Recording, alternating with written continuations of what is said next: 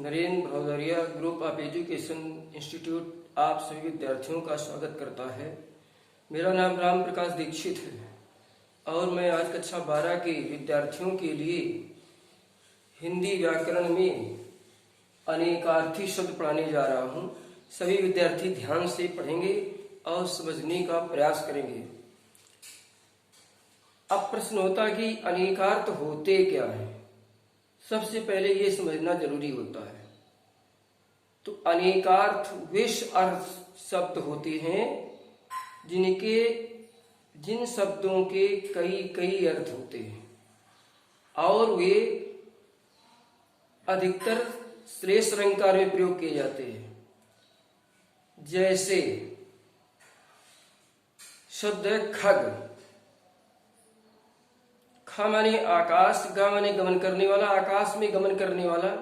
तो जो आकाश में गमन करते हैं या चलते हैं वो जैसे खग, बाण, पक्षी आदि ये शब्द रखते हैं। इसी तरह अनेक शब्द होते हैं जिनके कई कई अर्थ निकलते हैं, तो उन्हें कहते हैं अनेकार्थी शब्द।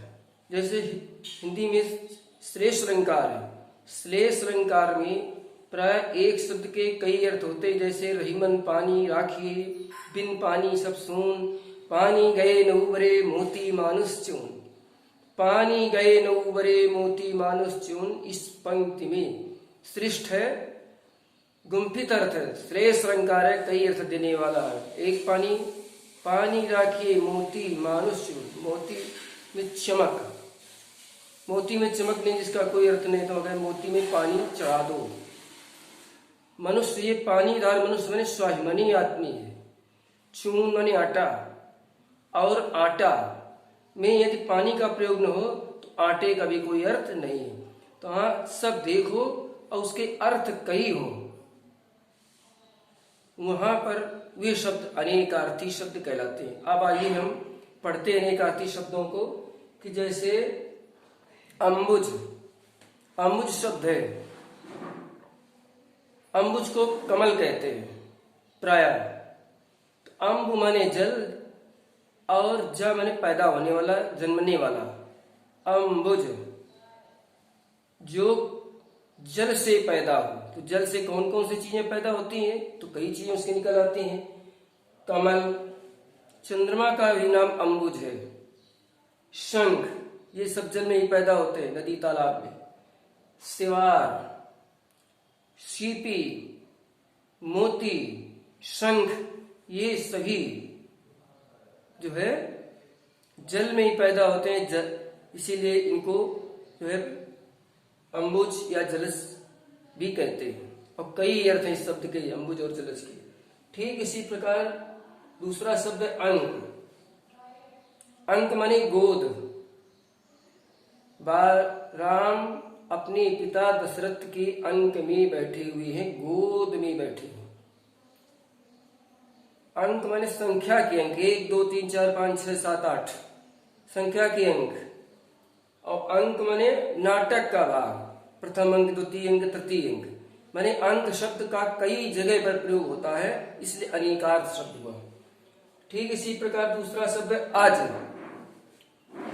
अज शब्द, तो अज, आ माने नहीं, ज माने जन्मने वाला, जो कभी न जन्मता हो, उसे कहते हैं अज। परमात्मा का भी नाम अज है, अनाज, अजन्मा। परमात्मा का भी नाम, ईश्वर का भी नाम है तो ईश्वर। अजन्मा जिसका जन्म न हो, अज जिसका जन्म न हो। अज माने बकरा भी कहते हैं, अजह बकरी, अज बकरा। दूसरा अज का अर्थ है रघु के पुत्र। राजा रघु के पुत्र का नाम अज था, जो राम के पूर्वज थे। रघु, रघु से अज, अज से दशरथ, दशरथ से राम, राम से लव कुश। तो इस तरह से राजा रघु के पुत्र का नाम भी अज था, जो दशरथ के पिता थे, ईश्वर। तीसरा है अरुण। अरुण माने सूर्य। अरुण मधुमय देश हमारा, जो सिंगर प्रसाद ने कई जगह प्रयोग किया है। और लालिमा, लाल। अरुण माने सूर्य, अरुण माने लाल। अरुण से ही अरुणिमा बनी है, लालिमा बनी है। मजीद को भी अरुण बोलते हैं। इस तरह से हम देखते हैं कि जो शब्द कई कई अर्थ देते हैं, नहीं कर देते, उन्हें हम हिंदी साहित्य में अनेकार्थी शब्द कहते हैं और ये भाषा को बहुत समृद्ध और गरिमापूर्ण, अर्थपूर्ण और व्यवहारक भी बनाते हैं, जिसका प्रयोग लेखक और कवि अधिकतर बड़ी सूक्ष्म और सौम्य दृष्टि से करते हैं। इसी प्रकार अगला शब्द है कृष्ण। कृष्ण भगवान श्री कृष्ण का भी नाम है, भगवान श्री कृष्ण।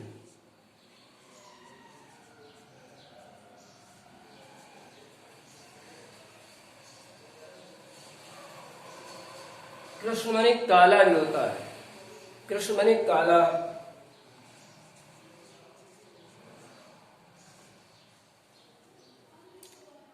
कृष्ण माने पक्ष भी होता है, शुक्ल पक्ष, कृष्ण पक्ष। एक पक्ष का भी नाम है। महीने में 2 पक्ष होते हैं, कृष्ण पक्ष और शुक्ल पक्ष। तो एक कृष्ण पक्ष का नाम भी कृष्ण पक्ष।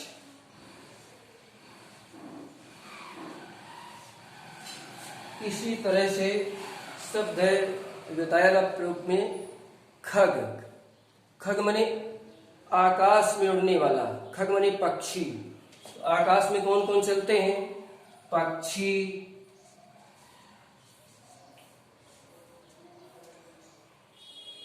बाण। बाण भी आकाश में ऊपर चलता है, ऊपर ऊपर, समझ गए? खग, पक्षी, बाण, ये सब आकाश पर चलने वाले शब्द हैं। पतंग, पतंग माने पतिंगा, पतंग माने पतिंगा।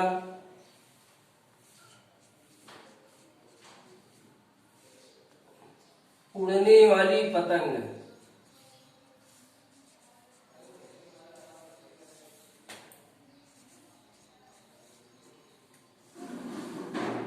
शूर, शूर। ये शब्द जो है पतंग शब्द के अनेकार्थी हैं और इनका प्रयोग अलग अलग ढंग से लेखक और कई विद्वान लोग प्रयोग करते हैं। हिंदी साहित्य में भी और आपके कोर्स में भी ये काफी शब्द दिए हुए हैं। तो सभी विद्यार्थी जो आपकी पुस्तक में विशेष अर्थ वाले जो विशिष्ट शब्द हैं, उन 20 शब्दों के अर्थ अपनी कॉपी पर, अनेक अर्थों को अपनी कॉपी पर लिखेंगे और लिख करके रखेंगे। और इस विषय को आशा है कि आप लोगों ने बड़े ध्यान से सुना होगा, पढ़ा होगा, इनका भाव समझ गए होंगे। यहीं से मैं अपनी वाणी को विराम देता हूँ। ओम शम।